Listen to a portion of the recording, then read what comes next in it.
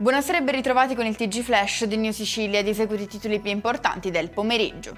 In apertura confermato l'ergastolo per la madre e il patrigno del piccolo Evan, ucciso a Rosolini nel Siracusano 4 anni fa. Secondo l'accusa il bimbo di 1 anno e mezzo sarebbe deceduto per delle lesioni inflitte dall'uomo davanti alla donna, che non avrebbe mosso un dito per fermarlo.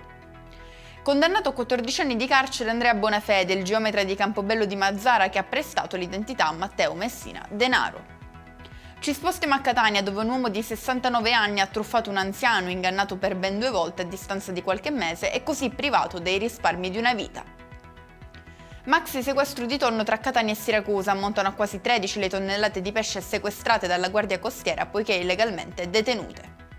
In conclusione il meteo, continua il caldo intenso in Sicilia, per domani si prevede una giornata soleggiata su tutta la regione, Caltanissetta e Ragusa tra le province più calde. E con questo è tutto, prossimo appuntamento domani alle 13:30, grazie per averci seguito, arrivederci.